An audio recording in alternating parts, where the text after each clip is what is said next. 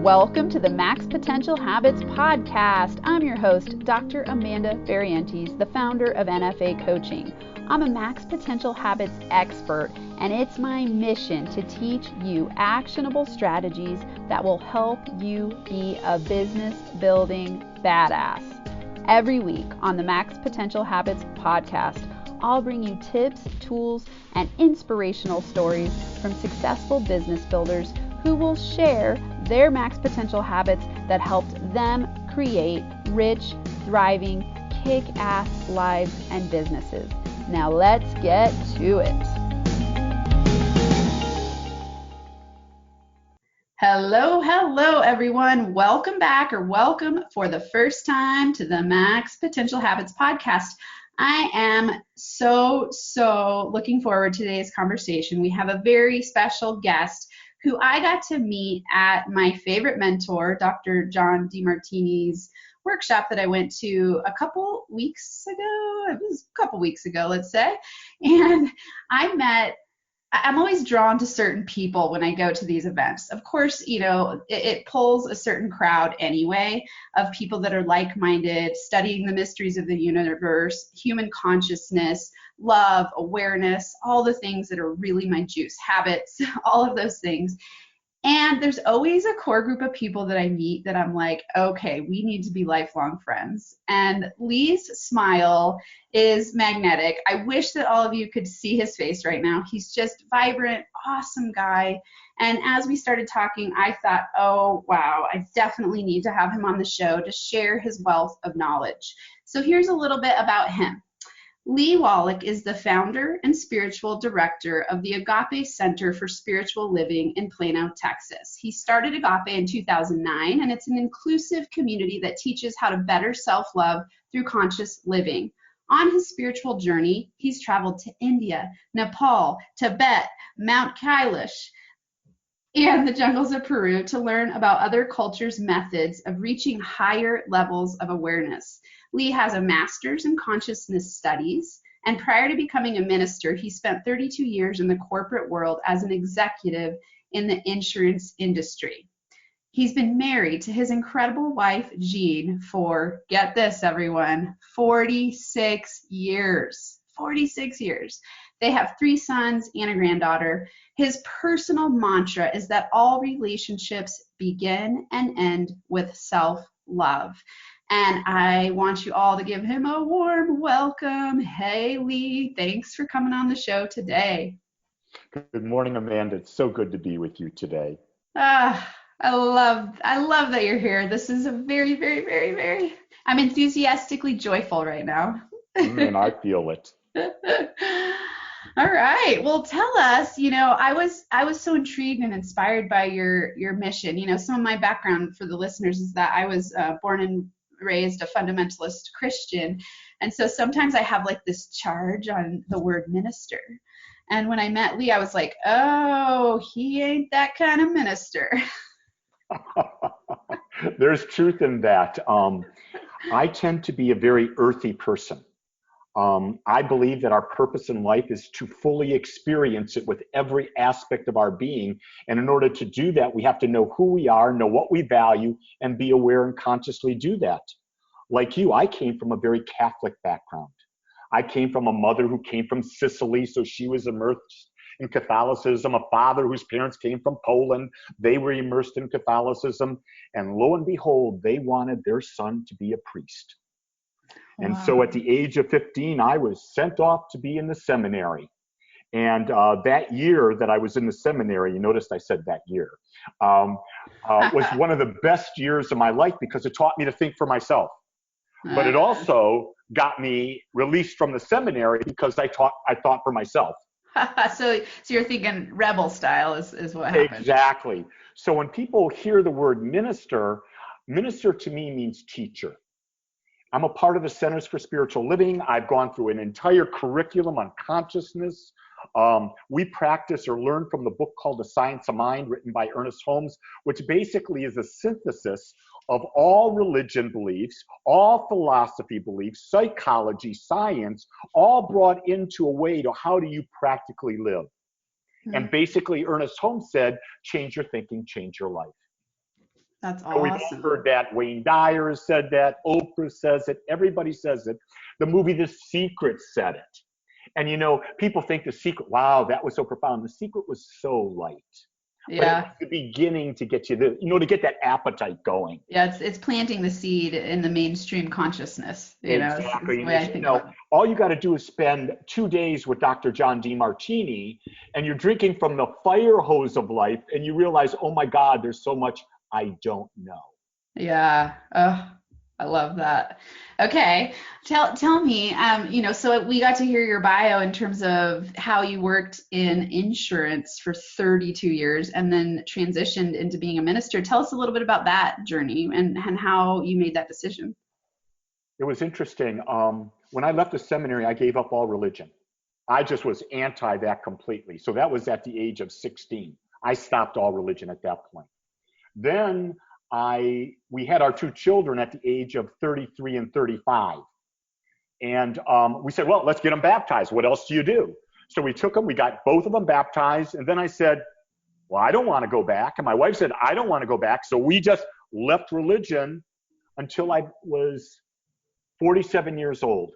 Wow. I've done Tony Robbins, Mark Victor Hansen, Jim Rohn, you name all of the great motivational teachers and speakers. I did all that.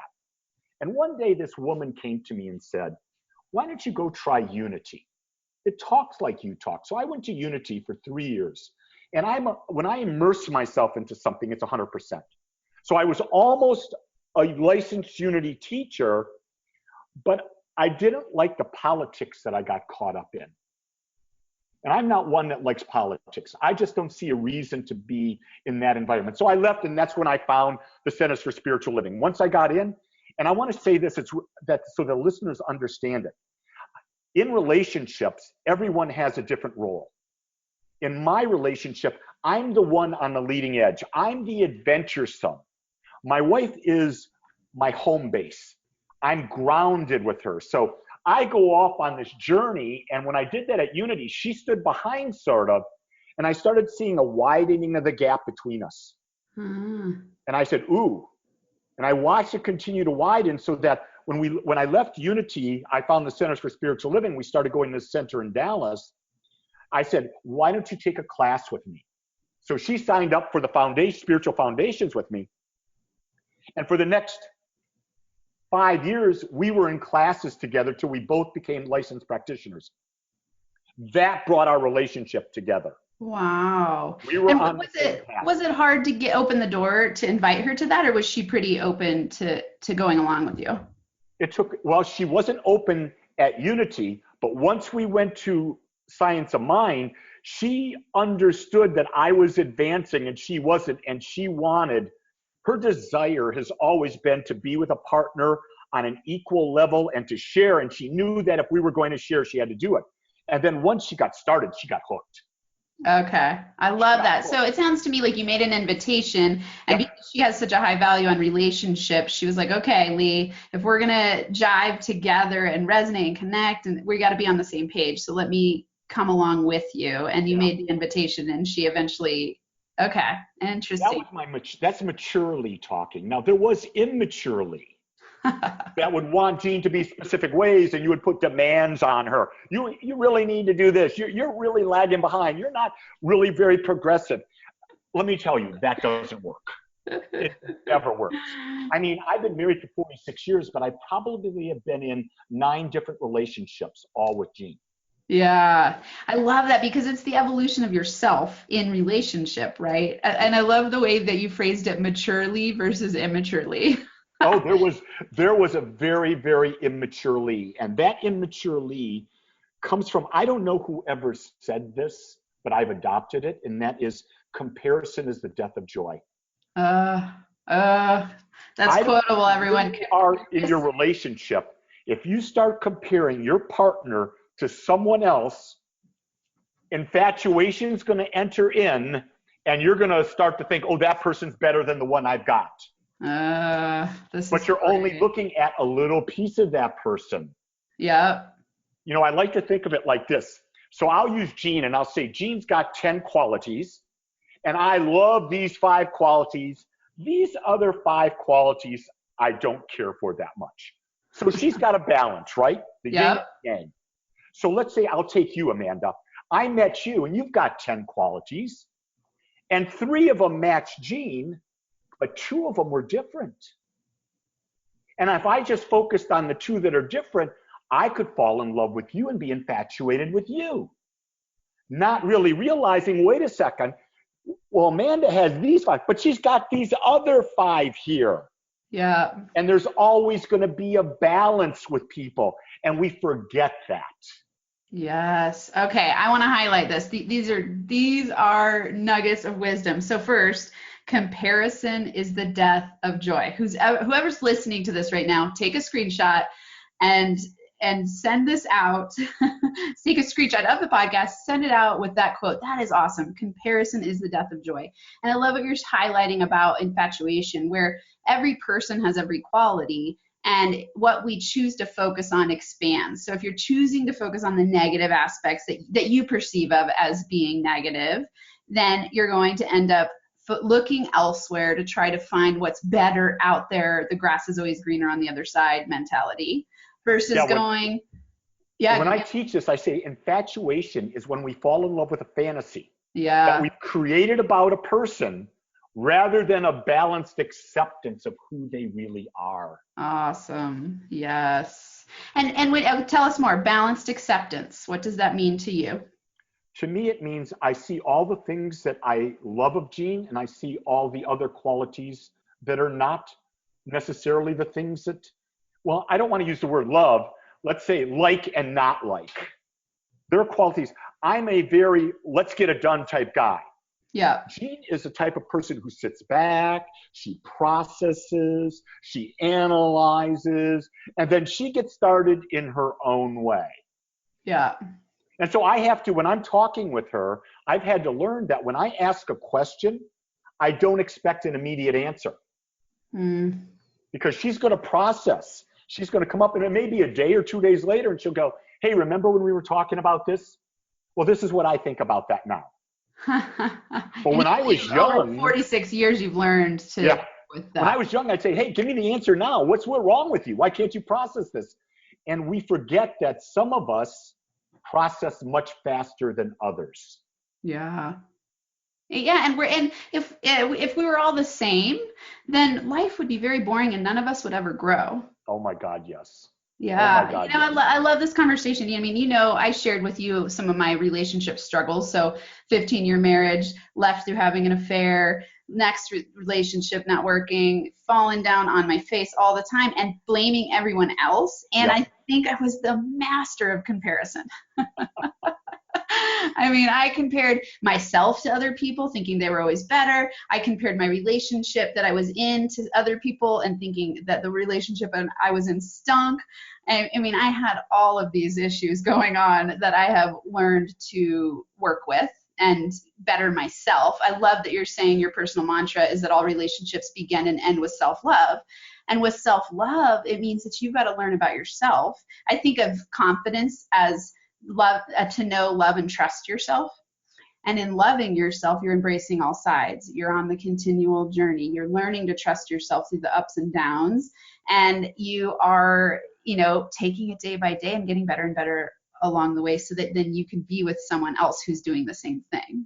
Yeah, until you self-love, it's almost impossible to be in a relationship of meaning. Yeah. Why would you say that's the case? I go back, and when I think of self-love, let me give a little bit of a box around that from where I think about it. I think first off, we have to accept who we are in the moment. We have to accept our past. We have to know what we value, understand what we value. We must be authentic and live to our highest values. I believe that acceptance and authenticity go hand in hand. We must accept our flaws as well as our strengths. And we must be constantly living.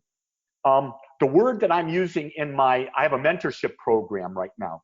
And the word that I'm focusing on with my mentees, if you want to call them anything, is the word pause. Before you say anything, pause. Before you do anything, pause and ask the question, is this the highest expression of me? I love and then that. once you do that, then be in the now. live in the present moment. It's like, and we'll get into the idea of agreements in a little bit, but when I'm not with Jean, I don't think about her. She's not a player in my life. So right now, in this moment, I am fully immersed in Amanda and my thing there. And I think people get confused when they hear the word intimacy, because we've been together. We spent a week, a very intense week together, and we had moments. And in that time together, we had deeply intimate moments. Intimate moments are those where you're fully present with the individual, you're authentic, you're talking from your heart, you're sharing. Yeah. Intimacy, contrary to what other people believe, has nothing to do with sex. Yes. This is gold. Thank you. And you're so right. I notice that when I feel the most connected with people, it's because I'm fully present in the moment and they're fully present in the moment. And I want to highlight just real quick, because you're saying so many things to me that are valuable, that everyone is going to be able to glean value from. Make sure you have a piece of paper out, everyone, and be writing this down. These are tips. I like to bring people on the show who have mastery or are seeking mastery of themselves and different aspects of their life based on their value system. Clearly, Lee has a high value on relationship.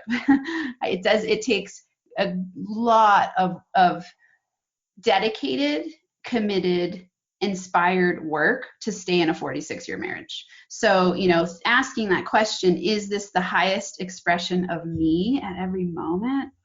That's beautiful. And being able to be present with your partner in an intimate way, and then also foster connections outside of your intimate, of what we call our marriage, which would be the partnership where you get to have that physical intimacy, but where the other people, you also get to create intimacy at a different level. And I love that you're highlighting that. Thank you. And one of the things that became clear was, and I wasn't aware of this until, I was reading Don Miguel Ruiz's book, The Four Agreements. Mm-hmm. And I thought, well, that's an incredible book. I think that's probably the most simplistic spiritual book that anyone could read and get. But His then I thought to myself, fabulous. This is about 9 or 10 years ago. I said, oh, what about if Jean and I had agreements about our marriage? Mm-hmm. And so you take the agreement. In society today, they say, well, you don't have to be monogamous. Well, when you have an agreement that becomes the foundation of a relationship, it's about creating a safe and respectful environment. So agreements are about that. So we had 5 or 6 agreements. First agreement we had was Jean would always come first when she let me know.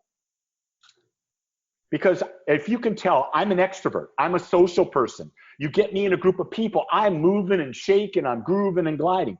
Jean is more of an introvert, a nurturer.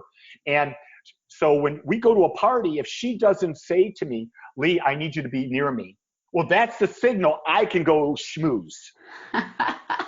This is so powerful. Yes. Okay. So she has the responsibility. So we also had an agreement, That's and we brilliant. built agreement on how we handle our money. Because as you know, money is one of the key issues that breaks relationships up. So we literally outlined our plan, and we agreed that this was our plan. And the key thing within our plan, each individual had certain freedoms with their money. And I think that's real important, because sometimes couples get together and they get into this money thing and they define everything, but there's no free money. No, wait, like Amanda, you need to have your free money. Lee, you need to have your free money, and we don't have to answer to each other for how we spend that money. Yeah.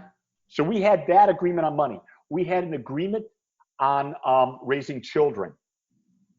That was a huge agreement, because when we got this agreement, it was when our boys were teenagers, and those are very difficult years, as you well know. And so we made an agreement that no matter what they did, we would unconditionally love them. No matter what they did, we would still be nice to them. And I can remember at that time, 14-year-old son telling me he couldn't wait for me to get the F out of his life And when he moved out, he would never look at me, see me, talk to me again. And he was a stud on the soccer team. And I was the announcer for the soccer team. And if you can tell, I didn't just yell, goal. I did it very crazy. And I would make statements through the game. And he would say, Dad, you are the most annoying person in the world. Just the most annoying. Well, at 19, we had a healing. Now he looks back and he says, how is it that you were so nice to me when I was such a butthead to you? I said, because I loved you and I knew you'd grow out of it. Yeah. We had that agreement. We also had agreement on sex. Not that you need one, but we felt it was better to just get it out there. So we made an agreement that we would have physical relationships with just each other. And we defined what type of physical relationship that was. And that, as you know, this is another place where relationships fall apart. And I can remember Gene telling me, this was about 4 years ago, Amanda, and you're just going to die. Because you know me, and you know I'm earthy. You know I'm very earthy. I'm very much a guy type thing. And several of the women in my community approached Gene after service one day and says, how do you live with him? This guy just never grows up in certain ways. And Gene looked at him and she said, when I married Lee, I said, if I'm going to be with him the rest of my life, I made a conscious choice to say, I choose to be easy. Wow. I didn't know that for the first 41 years of our marriage. Wow. I should have, because she was easy. But you know, what I found is that because of that easiness, Amanda, when we were going through our difficult times and we couldn't talk to each other, and we had our difficult times, we couldn't talk, we were angry, the physical kept us together. It was like that little bit of bond that said, okay, this is not totally broken. There's a connection here. And happening. So in your sex agreement, was it like a number of times a week that you would be physically intimate, or was it more about? We were just saying we would always be open to the other's desires. Okay. Unless there was something, we were really sick or something like that. Okay, so open to the other's desires, and then you talked more about what that meant to each of you. Yep. And for us, I'm just going to be honest with you, it's pretty much a daily thing. Wow, which is incredible after 46 years of marriage. Incredible, because it's not the physical act we're talking about. The physical act represents the joint coming together of creation with another human being. Let me take it through this. I'm going to bring you back into DeMartini.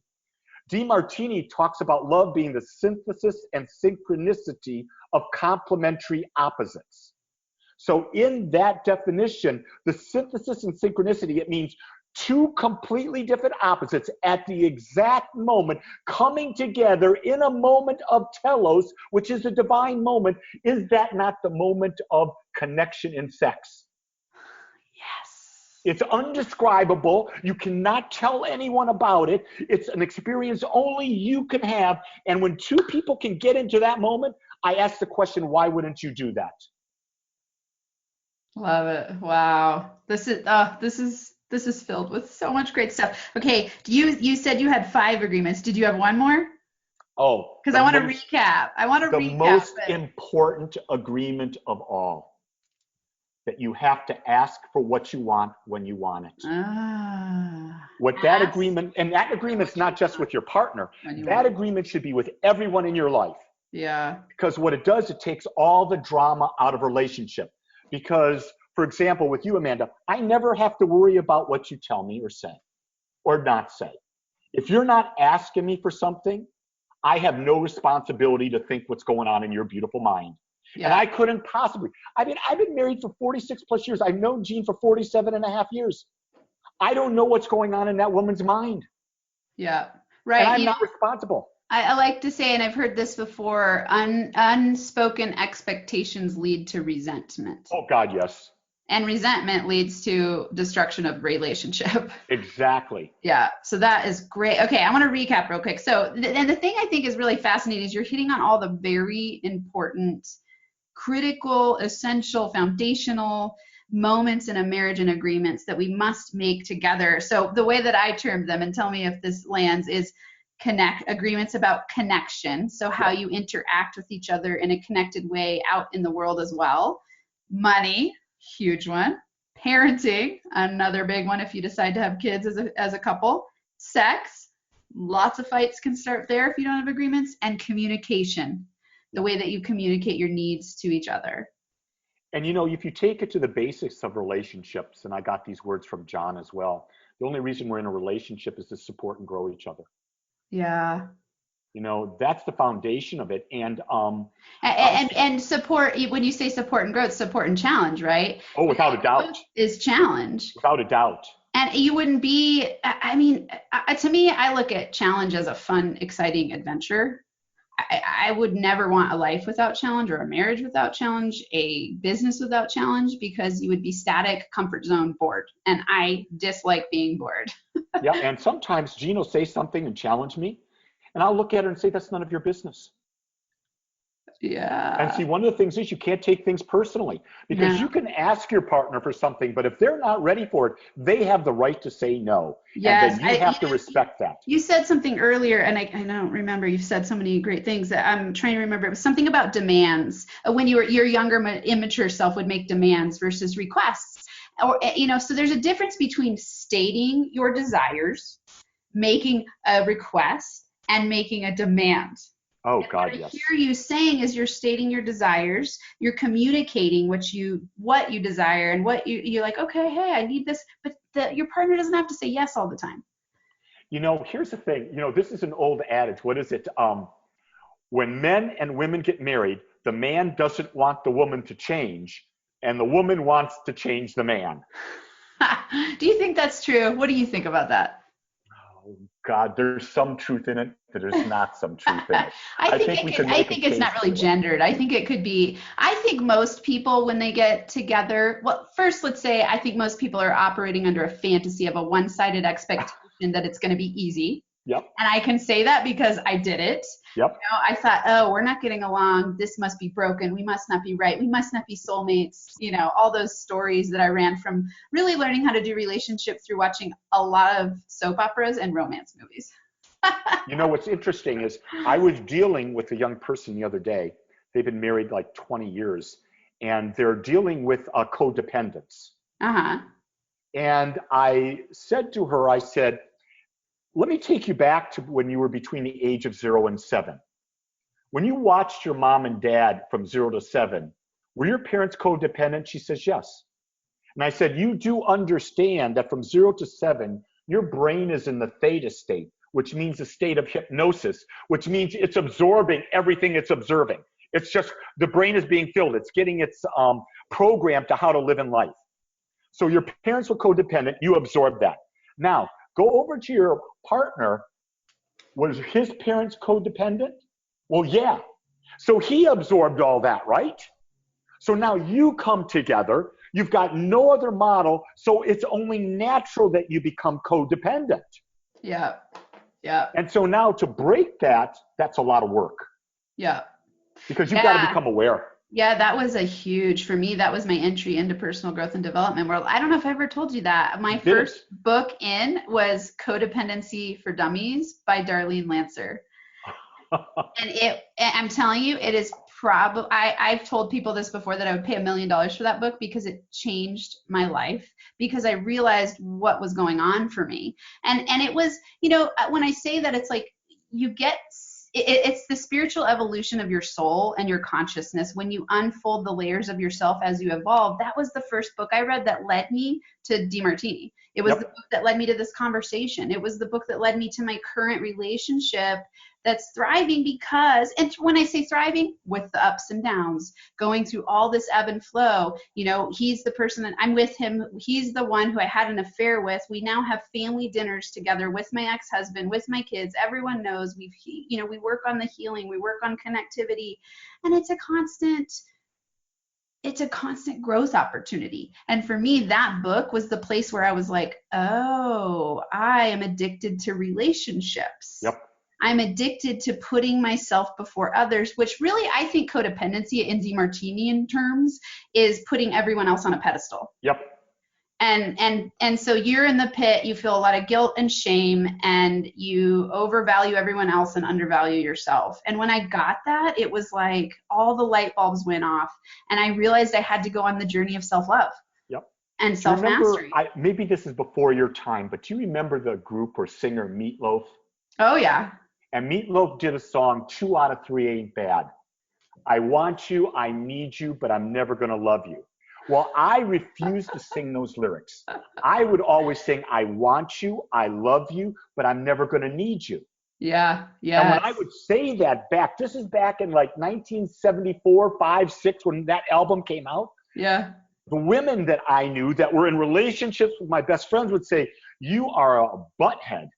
How could you even say that? You need your wife. You need her. You need her. Guess what? All those people are divorced. Yeah. Needing is toxic. Yes. Because when you self-love, you realize that you're whole, perfect, complete, just like you are. Yeah. And everywhere you go, everything is always fulfilled. Yes. If that's your perception. If it's not, then you come from a place of scarcity, fear, and then you lose the opportunity to be responsible and fulfilled within yourself. Yes. Yeah, yeah, and it ties back to what you were talking about. Is like you said, you don't have to be around Jean at all points in time, and when you're not with her, you're present where you are. And that isn't to say that you're not attached to her, you're not considering that you're married. It is that you are present in the moment, fully embodied self-expression of yourself while holding the container for your relationship, is what I'm hearing. Yes. So let's take it to an extreme. Okay. So I know my hierarchy of values. My hierarchy of values are spiritual self-awareness, building intimate relationships and spiritual community, teaching and speaking how to better self-love through conscious living. It is about my personal health and well-being, being financially free to do what I want, when I want, how I want. It's about traveling the world and experiencing other cultures.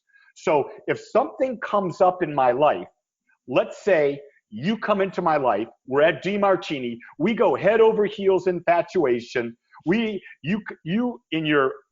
you're so forward, you say, let's you and I get physical. Here's what would happen in my mind, because I know my values. I would go, would that support the hierarchy of my values? And it would go, no, no, no, no, no, no, no, no, no. Yeah. And you would say no. Because you'd realize that if you did this act, it would destroy everything you've built over here. Yeah.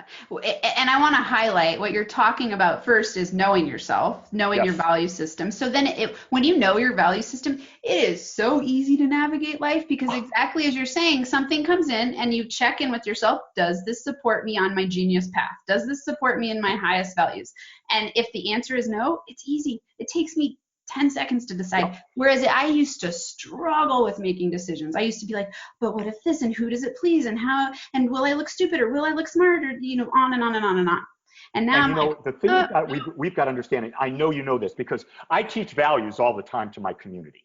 Yeah. I do the values workshop, everyone, and then I'll go to a person a month later. So tell me the hierarchy of your values. And they don't know. They don't know. Yeah.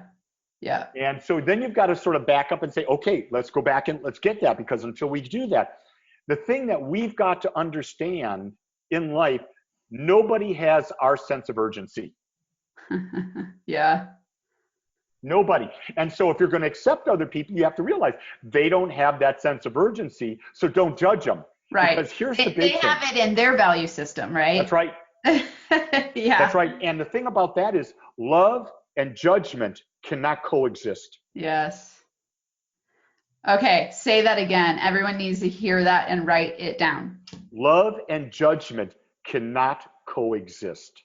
So tell us all more. I can't look at my wife at 67 years of age and judge her against her 21-year-old body. Yeah, nor yourself. I'm getting at? Yeah. It's very different. No matter how you want to say this, we change. Yeah. It's like judging means I don't accept a part of you.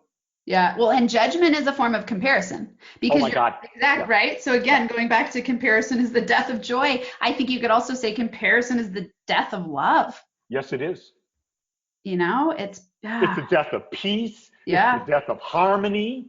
I mean, yep. all the qualities that we attribute to the divine. Death of confidence, Yep. death of awareness. It kills Yes. fun. Think about that. I never talked about the agreements there. Um, David Dida has a great book called The Way of the Superior Man. Uh-huh. And in that book, David Dida talks about the essence of relationships and how we're trying to become a society where men and women are exactly the same. We are not the same. You are very different in many ways than I am, but Yeah. we're equal. We should have Yeah. equal rights to experience this, to express this. Everything should be equal, but you and I are not the same. And we forget that we have thousands of millions of years of DNA being a man or being a woman in us. Sure. Yeah, something it's interesting because I'm a gender scholar. Yep. I've done a lot of research in gender studies, and some people will talk about essentializing gender, and there's all these different conversations around the way that we can create binaries around gender and try to categorize men and women differently, all these things, which I think is an interesting conversation, and I've read his work for that reason. I think we're all unique. Yes. We all have a mix of masculine and feminine within us. We're all Yes. unique. It's going to be culturally dependent. It's going to be dependent on your value system ultimately, Yes. right? Like you can show up and be a very masculine presenting man and have feminine ideas. Yes. Or for me, I think I present I look feminine, but I have a lot of masculine energy. And the way that just some of I've had people say that to me. So it's like this So interesting let me mix of share these two. masculine and feminine. Let me share these two little tricks with you. So if I'm talking to, is it Josh, your Yeah. partner? Yep. If I'm talking to Josh, I'm going to say to Josh, I'm going to give you a couple secrets, Josh. And if you do these two things, I know your relationship's going to be that much better. And Josh is going to go, tell me, I want to know. Amanda, she's a complicated woman. And I said, here are the I can't wait for him to listen to this and laugh out loud Here are the because two secrets. that is the truth. Gently throughout the day, lovingly, just gently touch your shoulder. Put your hand and touch your arm. Nothing sexual. You're just basically establishing connection. You're saying, I'm connected to you. The second thing is make her laugh. I tell you what, those two qualities, and I'm not looking at it equally. It probably could go both ways. I've not really considered that. Yeah. But I know that when I do those qualities with Jean, she lights up. Yeah. Something I want to highlight here is that you've learned what lights her up. And Yes. you do those things. Oh, yes. So I think it's like even that layer back where you go, learn what your partner loves and do those things every day. And so let's even take it another way. Let's assume we do have listeners out there. They're going to be in relationships, and those relationships are not going to be all that good. So here's what I'm going to say to them right now. If you want that relationship to work, the first thing you've got to do is find out how to better self-love yourself. And that's a whole other discussion. But the next thing is you've got to start your relationship all over. You've got to figure out, okay, what does my partner, it's as simple as saying, okay, what's your favorite way to hold hands? Because I don't know if you've ever done this, but there are a lot of ways you can hold your partner's hand. Yeah. And then, okay, start all over again. How do you like to be kissed? That's gold. What type of what type of dates do you like? What do you like to do that makes you feel appreciated? That makes you feel connected. But most people don't go back and start over. They want to just start to correct. No, start over, because that's what you're doing. You're saying, I've had this relationship. It's gone this far. Now it's time to rebirth. Yeah, well, and especially if you're wanting a long-term relationship, we change and evolve so much over the course of a long-term relationship. Yes. The ways that I liked to even snuggle 15 years ago are not the same way that I like to snuggle now. Exactly. Yeah, that's brilliant. Okay, did you have a third? And this is I know is related to us wrapping up and asking the 3 tips that you have for everyone. So I always ask anyone who comes on the show to tell our listeners their 3 top max potential habits. For this, we're focusing on relationships. So you're talking about the 3. Is this what you're addressing right now? No, I was doing something different. Oh, you're doing something even different. Okay. So if I'm going to say, what are my top 3? Yeah. Well, first though, I didn't want to cut you off because you said self-love, start the relationship all over, and then you were going to say something else. Make it fun. Make it fun. Okay, I love it. It's got to be fun. We take life so darn seriously. Just think about all the people that were with us with DeMartini. Yeah. How many of them were so serious? And the idea is, what was it? The movie Van Wilder. If you take life too seriously, you'll never get out alive. I know that is not like a philosophical movie, but that quote just stuck with me. Yeah. You can't take this. Lately I've been going like, bring the joy. Where's the joy in this process? Because we're creating all this. Yeah. Everything we're doing, we're creating. Why not create fun? Joy or misery? Do you want your marriage to be joyful or miserable? I want you to know is my wife is a professional. She works as a director of medical records at a hospital. Once a day, I will call her on the phone. And she, about 7 years ago, she's got a staff of a lot of people. She had me on speaker. I want you to know she will never have me on speaker again. Because I call up and I will make the most outrageous statement. And I'll leave that to your imagination. You're already there, Amanda. Awesome. Because my job is to get her out of this thinking head and get her laughing. Yeah. Bring joy to her day. Yeah, I don't want her to think. Awesome. I don't ever want to be predictable because then we get boring. Yeah, that's so true. Okay, so as we wrap this up, tell me if you could think of the top 3 things that you want listeners to take away in terms of creating a thriving, connected relationship where you're on this journey of true love. What would those be? Know who you are. Okay. Become that person and share that person with others. Awesome. This is so heart fulfilling to me. Thank you, Lee. I really am I feel so grateful that I met you, that I know you, that I get to be on this life's journey with you. And I can't wait to meet your lovely wife someday because I'm certain that she has all kinds of good stuff to share with me. Oh my God, she'll keep laughing for years. Yes. So thank you so much. For everyone listening, you're going to want to rewind this and listen several times if you're a person who's interested in developing, fostering, cultivating connected relationships. I'm certain that many of you are going to want to connect with Lee on the social media channels and in different ways. So Lee, tell us how listeners can connect with you. Well, first off, they can connect with me on my YouTube channel. And you just go find Lee Wolak, W-O-L-A-K. And I've got over 430 videos that are out there for you to listen to on just about any topic you can imagine. You can go to Agape, AGAPECSL.com and find out about our spiritual community and what we do. Or connect with me on Facebook. Okay. I'm there on all those platforms. And if you want to contact me, just send me a note and I'll be happy to talk to you. Okay, and for everyone listening, I'll put all of those links in the show notes in case you didn't hear. And real quick, though, I want to repeat. So it was the Agape Center for Spiritual Living. So it's AgapeCSL.com? Yes. And that's your center? That's correct. Okay, awesome. So the YouTube channel, you said 400 and some videos? Yes, ma'am. That's a wealth of gold, I'm sure. I can't wait to watch and listen and learn. Is there anything else that you would want to share before we wrap up? Just be you. Just be you. Thanks so much for listening to this episode. If you're liking this podcast, make sure you subscribe and leave a review. This will help me help more people max their potential to thrive.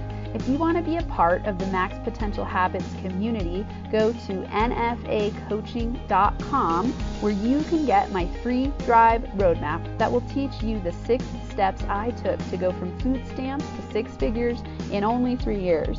And you can also find out how to join my live weekly online training that happens every Monday with other NFA Max Potential Habits business builders who are driven to succeed. Until next time, I hope you have a NFA day where you thrive, and feel alive.